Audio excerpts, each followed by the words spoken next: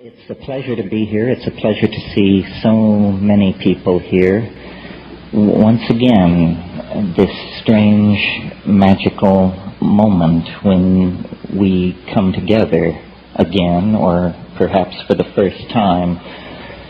You having come from wherever you came from, me having come from the slopes of the world's largest active volcano, actually, but via Manhattan and Austin last weekend. And the purpose of these things is sort of to check the state of the condensing collective understanding about what is going on in the world, or what might be going on in the world. This, it seems to me, is the subject worth talking about. What is going on? How can you find out what is going on? How do you know when you've found out what's going on? Can one know what is going on? And my involvement with this is no different from your own. A sincere desire to untangle these questions before the yawning grave closes over the enterprise and the entire thing becomes moot.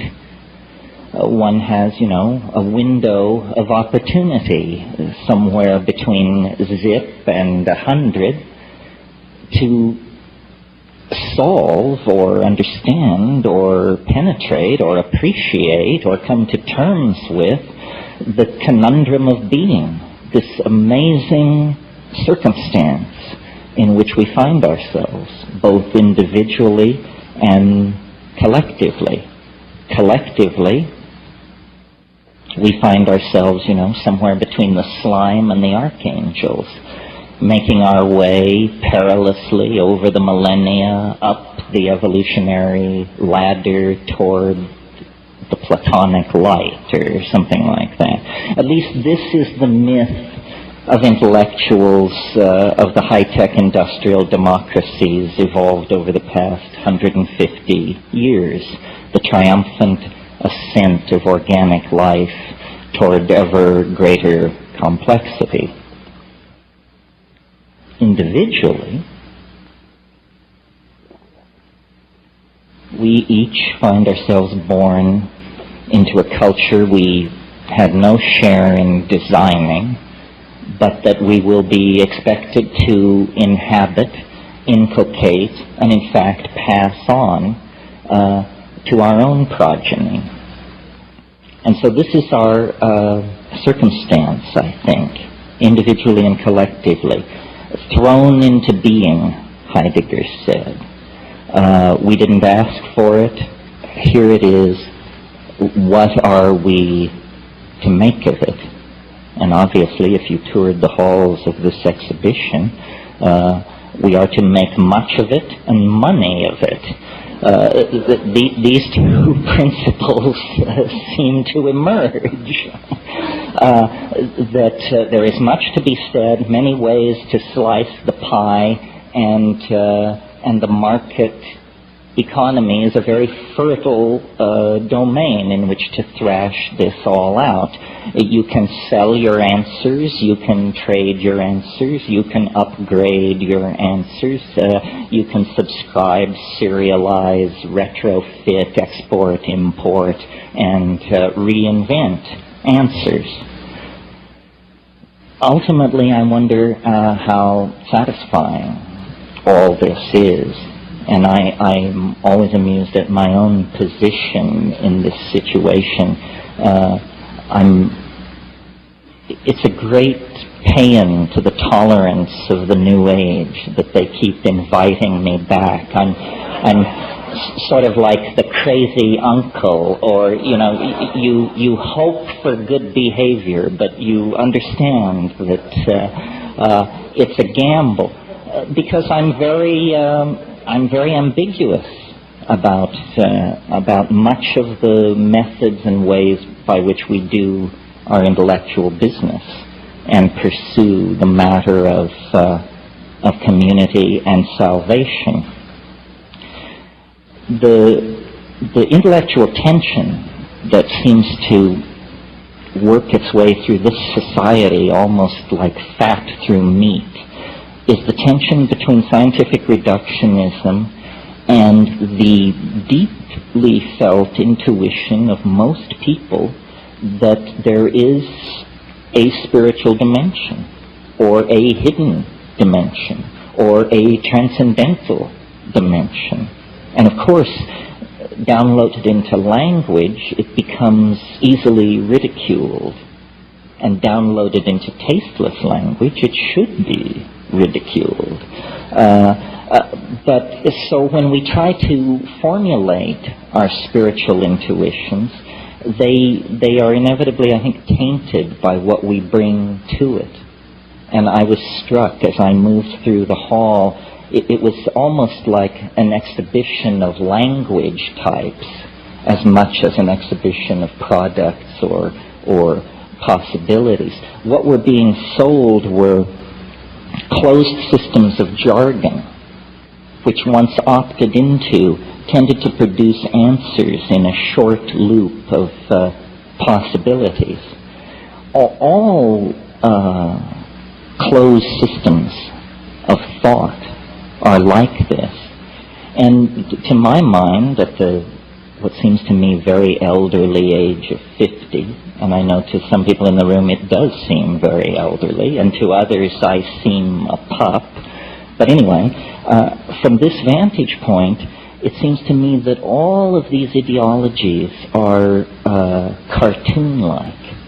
They flatten, they simplify, they betray, they amuse, which is also cartoon-like. And in amusing, I think that this is where their health-fulfilling and salutary worth lies. They are intended to provoke a small smile.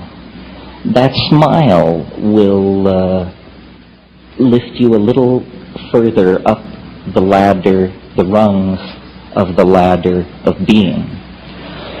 So I thought today what I would talk about is some of the conclusions that I've come to out of a life of psychedelic voyaging, living inside this insanely contradictory society, and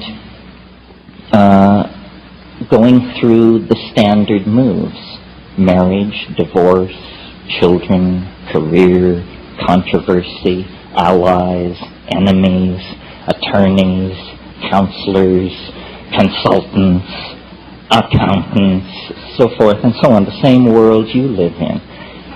What have well, the first thing I concluded was to try and flee it, which I did a pretty good job of by going to Hawaii, which, believe me, is a private Idaho.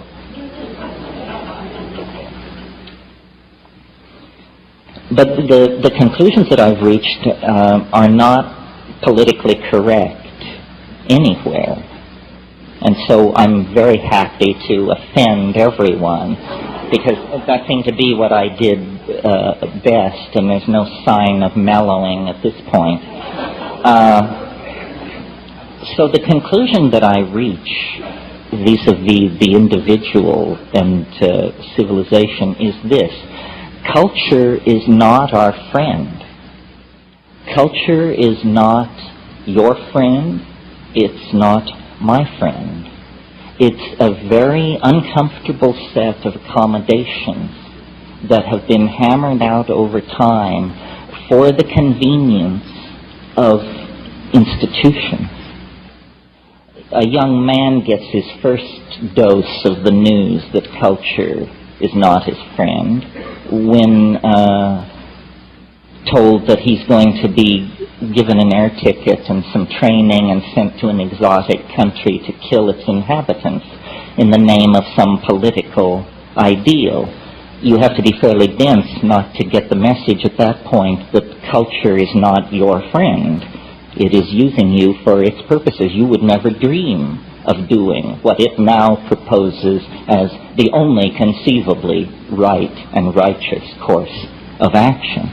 Well, that's, a black and white, a stark and enormous example of what I'm talking about. But I think every day, in thousands of ways, we betray our impulses toward wholeness, toward community, toward freedom, toward the spirit by genuflecting to cultural values that are squirrely or toxic or simply wrong-headed or obsolete. Culture is not your friend. It's an illusion. What kind of an illusion is it? And this sort of leads on to the other thing I've come to. It's a childish illusion, is the kind of illusion it is.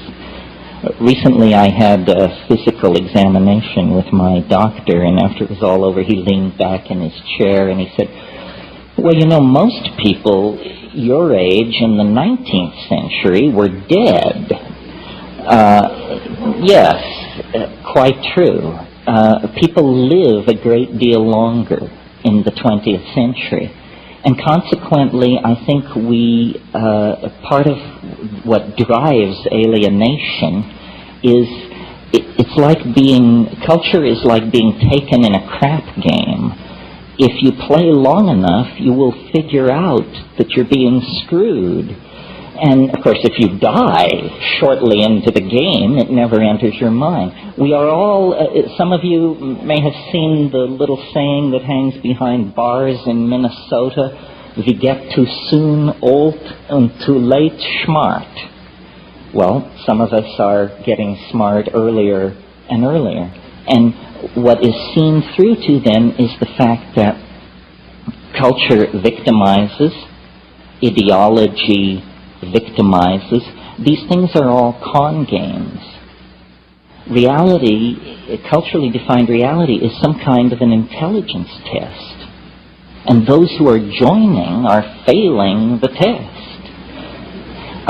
This is very clear to me looking at phenomena like alien abduction and the great enthusiasm for conspiracy theory that now seems to attend so much modern thinking. Again, these are epistemological cartoons where low production values, made acceptable through tolerance of TV, is allowing people to accept material into their own story which should actually end up on the cutting room floor.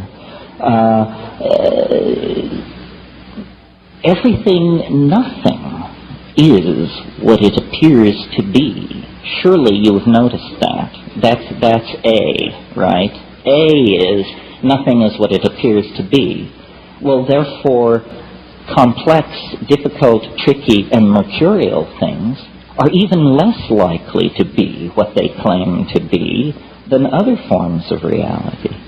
So, confronted with the endless whispered rumors and doctored photographs and breathless testimony from the denizens of trailer courts and so forth and so on, what is one to make of all that? Well, I think the message is return to basics. The information matrix has become compromised. The data stream is now suspect. Return to first principles. What are first principles? That's what the 20th century is trying to figure out. Yes, what are first principles? I'd like to suggest to you that a place to begin is the body. You have one. It isn't ideologically defined. It can be ideologically defined. In Catholic school, the nuns used to tell us we should dress in darkness so we wouldn't be an occasion of sin to ourselves. That's an example of the body becoming ideologically defined. But it precedes culture. Culture has to deal with the fact that your eyes are on the front of your face and your anal pore is located near your genitals. Culture would probably rather have it some other way. It would be so convenient, but hey, it's a given. I'm so happy our rumps don't swell in estrus the way some of the other primates do. Can you imagine Giorgio Armani trying to create a line of fashion that comes to term with that? But I digress. So the body is a pre-cultural given. And coming with the body is this amazing thing which everyone wants to give away, throw away, get away from, called the felt moment of immediate experience. The felt moment of immediate experience. This is you, now, here, in your body, with the cheeseburger slowly dissolving, the cup of the caffeine, the bladder, all of these things, collisions, concrescences, the crossing of trajectories of mental process, digestive process, metabolism, intent, income, emotional state, the felt presence of immediate experience lodged in the body-mind system in the moment. That's who you are. That's what they can't take away from you. Whether they drag you away to prison, beat you, drug you, whatever they do to you, you will still have some kind of felt presence of experience until you drift into the darkness of non-entity. So there then, one can begin to build outward from that core and say, aha, so the stuff of understanding is not information passed by culturally validated coding systems among the primates at high chatter rate. In other words, the truth is not in the public space or the historical space. The truth is in the felt space of the body in the moment. Well, so some great religions have gotten this far. And they, whatever they are, and there are many of them, come at last to advocate something called meditation, which has many guises and travels under many names and methods, but what it primarily is attention to attention. And what it primarily reveals in the ordinary metabolism is frankly, bloody little. Good meditators will tell you how incredibly boring it is. And the rhetoric of the religions that have made meditation the centerpiece of their ontology is a rhetoric of nihilism. I mean, this is, I should have said nihilism, because this is sort of the dirty little secret of Buddhist ontology. It isn't the cheerful new Buddhism being exported from California. It's the old-style Nagarjunian Buddhism that says, it is an emptiness within an emptiness, after an emptiness, before an emptiness. This is Nagarjuna on the nature of Bodhi mind. But interestingly, meditation, pursued not for years or lifetimes, but pursued as a cultural project over centuries, leads not to a clarifying of this philosophical emptiness, but to a discovery that the depths of nihilism, the depths of non-entity, are in fact multifarious in their aspects. Not a plenum is what I'm grasping for here. Not a plenum, not an undivided Platonic thing, but an environment of spirit, meaning, power, intentionality, entities, intelligences, levels, swarming in the imagination. And these things can be accessed through drugs, through extraordinary physical practices, or ordeals, through various kinds of driving of physiological systems like sonic driving, through drumming, or physiological driving through repeated chanting. And then the ordinary boundaries of culture and of body dissolve into a much larger realm, the imagination. And it is this imagination that I think is the place to put our attention. The imagination is a dimension of non-local information.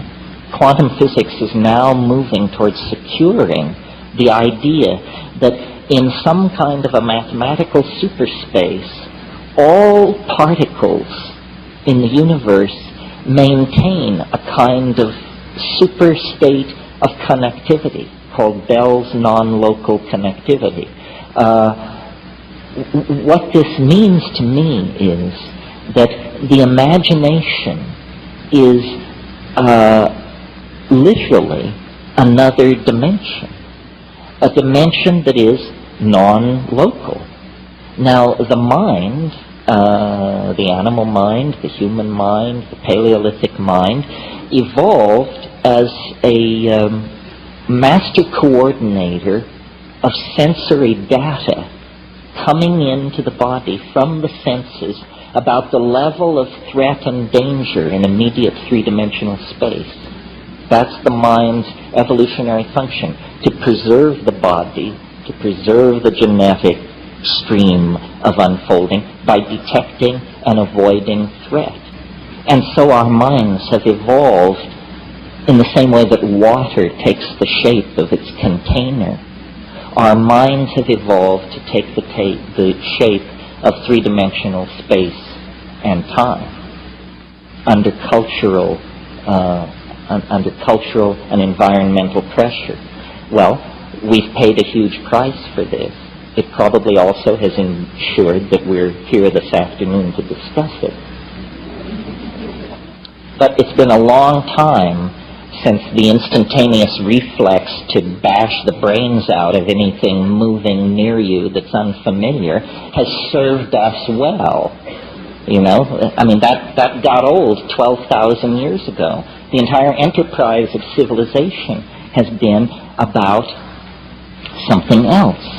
The felt presence nearby, ineffable, unsayable, but uncannily penetrating of beauty, of mathematical connectivity, of supernatural power.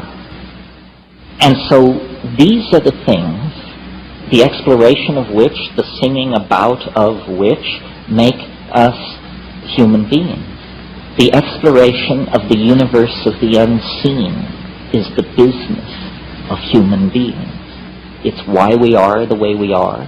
It's why we will be the way we will be. It's how we got where we are. How is it done? It's done by dissolving ordinary cultural boundaries, by perturbing consciousness, and by paying careful attention to the results and attempting to build models therefrom. Now, in the last few thousand years in the West, this enterprise has been tamed by priestcraft, which combines the enterprise with judicious politicking and a certain amount of ass-licking. Before that, the enterprise was untainted by such secular concerns. It was full force forward into the unknown, and this is the great era of shamanism. And what is shamanism but philosophy with a hands-on attitude? Philosophy not made around the campfire, but philosophy based on the acquisition of extreme experience. That's how you figure out what the world is, not by bicycling around in the burbs, but by forcing extreme experience. The reason people refer to psychedelic endeavors with the vocabulary of travel, taking a trip, and so on, is because that is an extreme endeavor. It's the same endeavor. It's the leaving behind of the values of your own culture. Take nothing but a change of clothes, fly to Benares, and take up residence at Dasasamid Ghat among the Charas sadhus, and I guarantee you, whether you resort to psychedelics or not, you will experience boundary dissolution, a reorienting of categories, and a reframing of your perspective on your life and your being. So extreme experience is the necessary key. This is true in all forms of endeavor. I mean, if you want to understand the atom, you have to smash it. Sitting around looking at it, it will never yield its secrets. You have to smash that sucker to bits and then collect the pieces and then examine exactly how it all came apart. In the same way, and without going too far afield for the pun, we must smash ordinary consciousness, get smashed, and then look at the pieces flying in all directions and say, gee, I didn't know minds could do that. They can't in the workaday rote of, living inside the little boxes of positivism and constipated behaviorism and all the rest of it. So extreme experiences. But, you don't want these experiences to be too extreme, or you will sever the connectivity among the various subsystems, and then we'll have to bury you. And this is always a huge strain on those left behind. So there is a practical element here, which is, okay, so we want to have extreme experiences, but we don't want to have such extreme experiences that we don't live to tell the tale. We want control to some degree over these experiences. Well, this is where the incredible thoroughness of our human ancestors comes to our aid. Throughout time and space on this planet, the tribal societies that preceded us made it their business to discover, catalog, and learn to manipulate plants in the environment as the carriers, as the sources of chemical compounds in the environment, which would work extraordinary transformations on consciousness without physical harm, without physiological damage to the organism. And of all the many techniques, ordeal, abandonment in the wilderness, sexual abstinence, hanging by your pectoral muscles from hooks in the sun for days, all of these sorts of things. Of all of these methods, psychedelic plants and their judicious use is arguably the most effective, the most effective and the least invasive and the most likely to produce negative long-term consequences. Well, this was not news or even controversy anywhere in the world until within the confines of the 20th century, basically. The presence of these substances and plants began to alarm the order-keeping forces of the high-tech industrial democracies. Issue separate from the issue of stimulants and depressants. It's an issue separate from the issue of addiction and dependency. These things are not stimulants or depressants, and they do not cause addiction or dependency. What they cause is what I'm advocating, a fundamental revaluation of cultural values. Because culture, as we're practicing it currently, is causing a lot of pain to a lot of people and animals and ecosystems, none of whom were ever allowed to vote on whether they wanted this process to go in this direction. We do not feel what we are doing. Remember, I spoke about the primacy of the felt moment of experience. If we could feel what we are doing, we would stop doing it.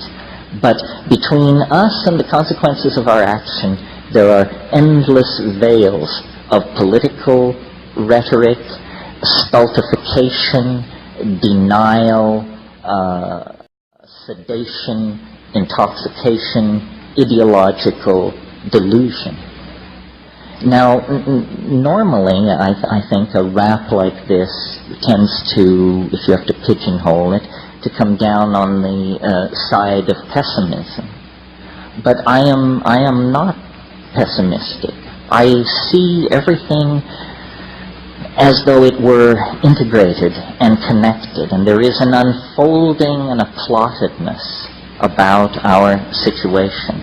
It's not for nothing that at the very pinnacle of the age of faith in the machine and science and male dominance and projection of strategic weaponry and so forth and so on, that there should come from the gentler societies of the world, from the rainforests and high deserts of the world, the news of these plants. You know, the Western mind, the cataloging mind, the Cartesian mind in its frenzy to locate, list, isolate, and define everything, carried these plants and substances over the past 150 years into the confines of our society, and they are much like Trojan horses, left there by the bedraggled, beat-down, disenfranchised, third-world shamanic people, to be found by the white-coated priests and priestesses of science, and to be brought back into the laboratory to be picked apart for their efficacy in treating addiction or overcoming neurotic behavior or something like that. But of course, the neurotic behavior that they impact upon is neurotic behavior so wide, so deep, so revered that it is in fact cultural values themselves. You see, what is happening, I think, is it's really bigger than psychedelics. It's bigger than human evolution. We are not making the waves in this ocean. We are corks riding the waves of the ocean. But we are privileged by perhaps chance alone to occupy a unique moment in the history of the universe. A moment when the universe goes through some kind of self-transforming, evolutionary, inflationary expansion. That's what's happening. I mean, it's been happening for a long time. It depends on where you pull back to get your perspective. One could say, looking at the universe in general, that this planet has been favored from the very beginning. That by 1 billion years ago, the discerning could tell that this was a planet going places. But certainly, by 500 million years ago, it was clear that this was a planet going places. One complex animal life form gave way to another. Catastrophes, yes, but never catastrophes so total that the enterprise was wiped out. We know that 65 million years ago, a catastrophe, an asteroid, a planetesimal impact occurred on this planet. Nothing larger than a chicken walked away from that on this planet. A bad day, you say. But were it not for that bad day, we would still be the egg-eating shrews at the edge of the reptilian garden party. These marvelous flowering plants chock full of psychedelic alkaloids, none of them would have existed. The flowering plants and the higher mammals all arose in the wake of this planet-scouring catastrophe. So, you see, there is built-in to the larger systems of nature an enormous, what my mentor Eric Jantsch used to call metastability. They are metastable. They are not easily deflected. An event as large as a planetesimal impact basically only resets the evolutionary clock by a few million years, and then in almost overleaping itself to make up for lost time, out of all of that catastrophe come primates. Animals of such complexity and coordinated sensoria that they are wonders to behold, and from them, and quickly, then come abilities never before seen in the world of organic organization. Freely commandable languages, spoken languages, symbolic activity for the first time. Well, at that point, even the academics believe human language is less than 40,000 years old.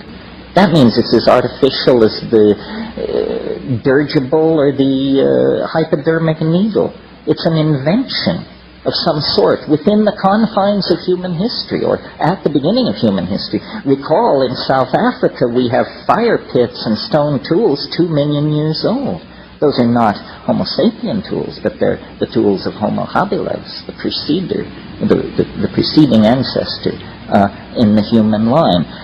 My point is, we are caught up in a process of unfolding complexification that has now lodged in our species. We are its source at this point. At one point, its source was the geology of the planet. At a later point, closer to us in time, its source was all biological diversity. But as the novelty has increased, the domain of its expression has narrowed, and it is now confined largely to the human species. Oh yes, the rest of nature continues the slow unfolding of continental drift and gene mutation and transfer and so forth. But these things have now receded into the background as the human adventure takes center stage. So it's almost as though, in fact, this is what I believe, that we are not pushed from behind by the causal unfolding of historical necessity, but that we are in the grip of an attractor of some sort, which lies ahead of us in time. And so we are not, as it were, following what the statisticians call a random walk across the temporal landscape. In fact, the temporal landscape is a canyon with incredibly steep walls, and we are only free to move within very narrow confines as the grip, almost the morphogenetic intensity of the attractor at the end of time increases its penetration and its hold over our imaginations, our city plans, our technologies, our religious ontologies, our medical strategies, so forth and so on. Something is revealing itself to us, through us. And as we get closer, the chatter of noise and static being given off of this thing increases exponentially because, McLuhan said once, he said, we move into the future like a person driving who uses only the rear view mirror. That's how we understand the future, by driving in the rear view mirror. All of our models of what lies ahead are based on inverted models of the past. And the one thing you can be certain of is that won't do it. Because we can see a person standing in 1900 using that method would have been wrong about the late 1990s. A person standing in 1600 using that method would have been wrong about the late 1900s, and so forth and so on. You cannot extrapolate from the future from the past into the future, because the real nature of the future is its ding en sich, the thing in itself, and that's what it's trying to reveal. And so the whisperings that reach the ears of the channelers, the visions that come through the hands of painters, sculptors, choreographers, musicians, all of the felt presence of the invisible world is now incredibly pregnant with this message of transformation. And the challenge for each of us is to streamline our language sufficiently that we may mirror this thing in a way that is both true to it and rationally apprehendable to ourselves. And this is a fractal boundary. This is a test of intelligence, because the thing in itself cannot be rationally beheld. You know, the enzymologist J.B.S. Haldane once said, he said, the world is not only stranger than we suppose, it's stranger than we can suppose. That to me is a dizzying thought, and obviously true. So what we want is a model true to the stranger than we can suppose, but not so alien that there is no emotional or spiritual support in it for the enterprise of being human. How do we do that? How do we inculcate the unspeakable mystery of the transcendental object at the end of time with the mundane nexus of real occasions that happens to be our own existence? To my mind, the answer is it lies in the ability to assimilate paradox. And that means you have to transcend the idea of a closed logical system. You have to live with the idea that there is no intellectual closure.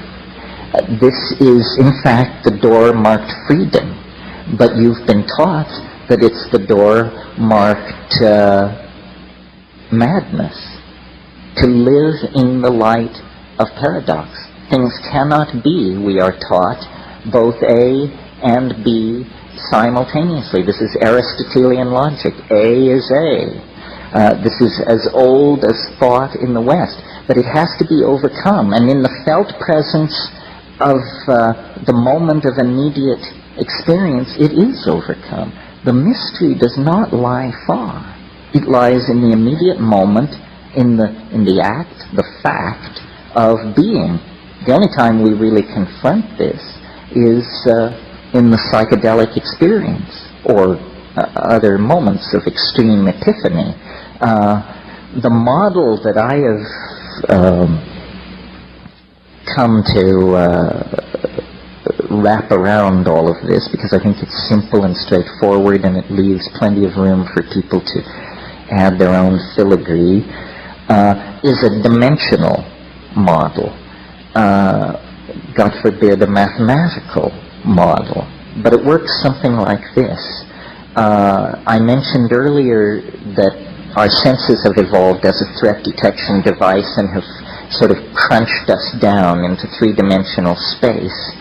The shaman, wherever and whenever he or she does their shamanizing, the shaman is a person who is able to transcend the dimensional confines of cultural existence.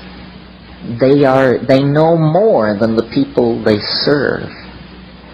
The people they serve are like children within the game of culture. Only the shaman knows that culture is a game. Everyone else takes it seriously. That's how he can do his magic. I was recently in Australia, and of course Aboriginal culture and shamanism is a topic of great interest down there. And I learned, maybe some of you already knew this, that the term for shaman among English-speaking Aboriginals, of whom there are many, some who have spoken it for several hundred years, or over 100 years anyway, the term for shaman is simply clever fella. And if someone says, I am a clever fella, they are making a professional claim of great weight. But I love that, because it says it all. You know, a clever fella. When I was in the Amazon in my exploring days, we would go up these rivers to these bare-assed folks and to spend time with them.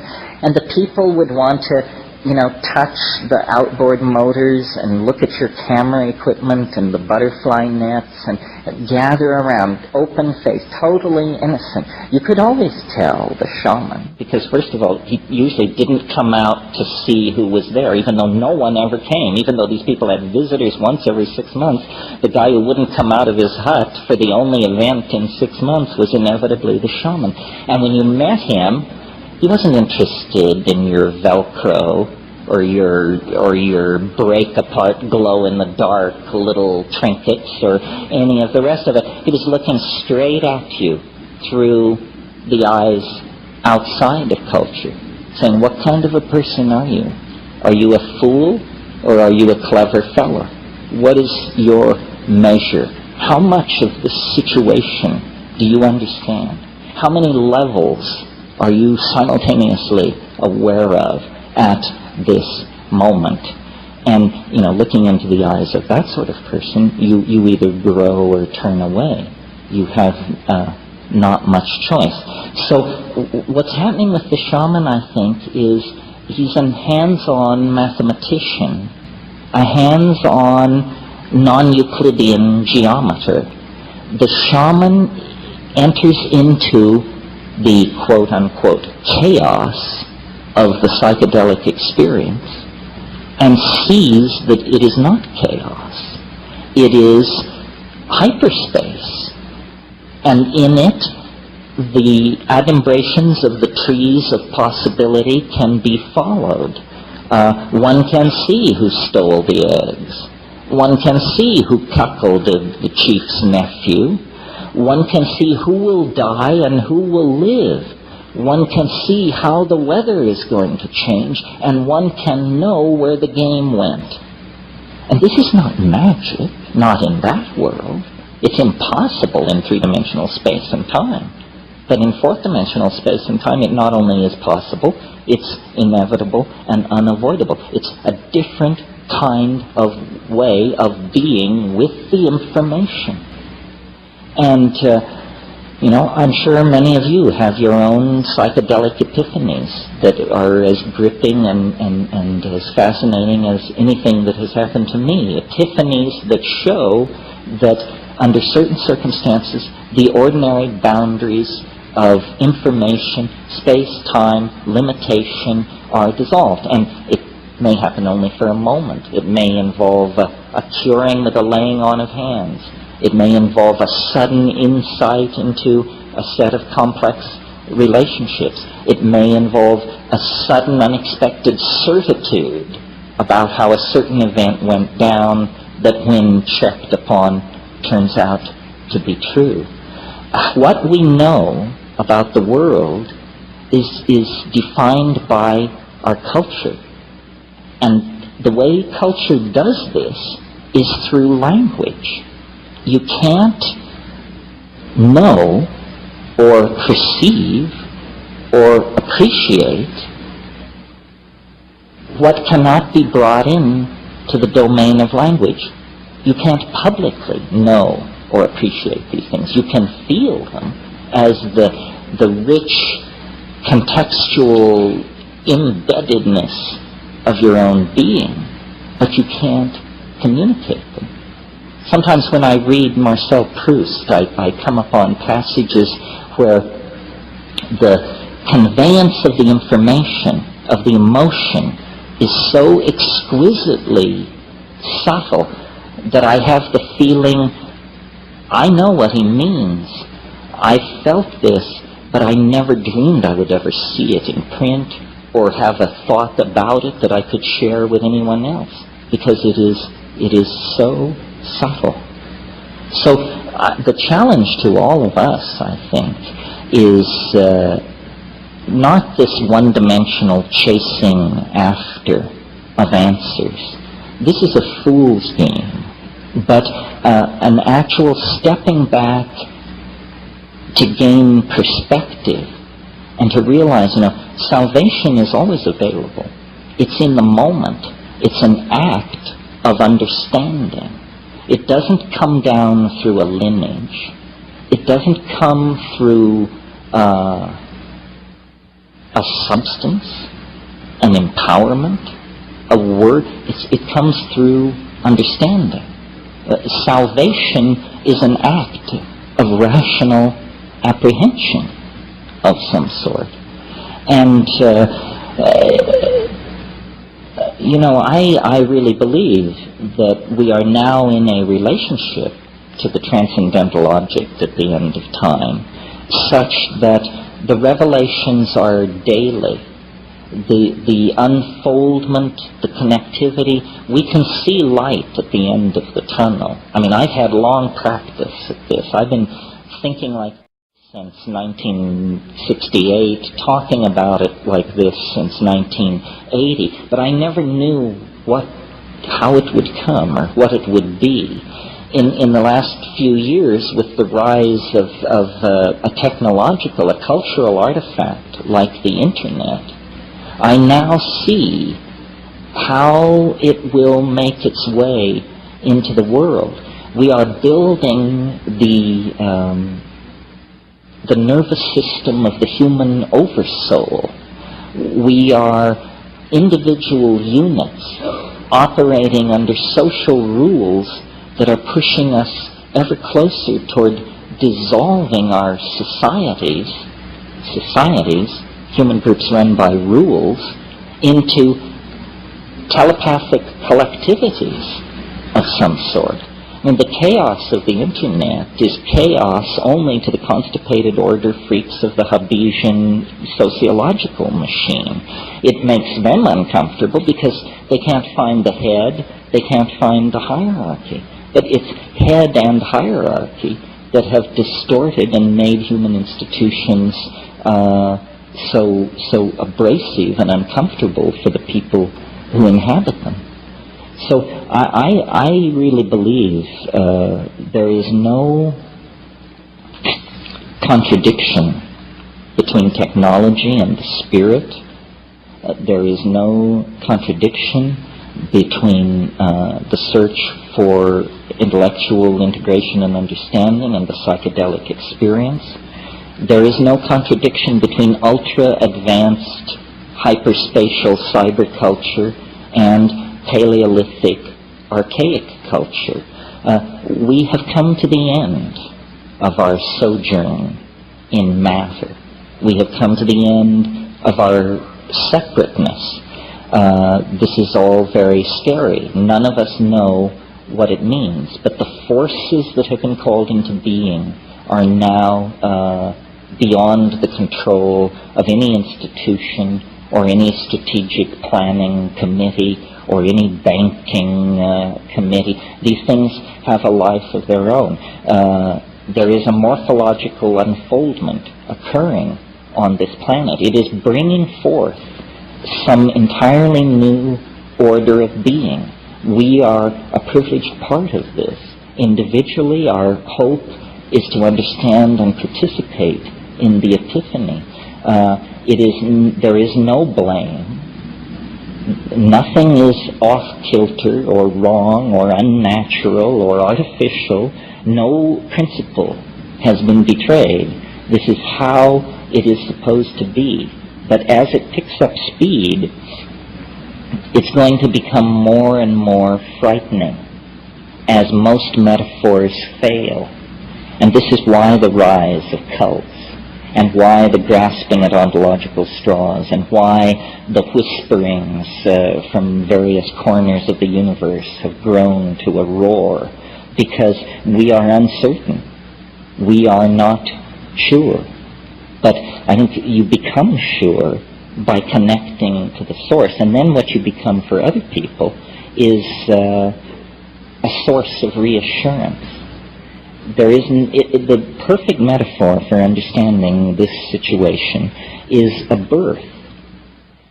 If you had never seen a birth, and you were rushing about your daily business and suddenly came around a corner and this was happening, as, for example, could happen to you in India or in Africa somewhere, and here you confronted human birth, if you had not been prepared for that moment, you would have a real emotional thing on your hands. It looks like a medical emergency.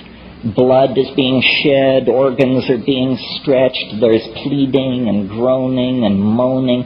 You have to have your chops very together to look at this situation and say, how wonderful. New life coming into the world as it has always come into the world. Now, a birth can be simple and easy, or it can be prolonged and tormented. It can be an occasion for joy, or it can end in catastrophe.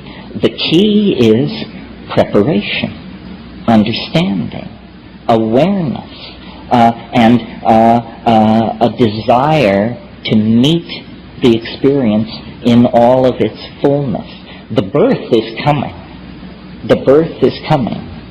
And what it does to the social systems we've put in place, the groaning ecologies that are taking the weight of our billions, what it does to the atmosphere, what it does to the economies upon which you and I depend, this all depends on how educated and enlightened each one of us can make ourselves as the thing moves toward completion. And it's no time for foolishness, and it's no time for rumor mongering, and it's no time for throwing away your epistemological razors and indulging in the spreading of unlikelihoods.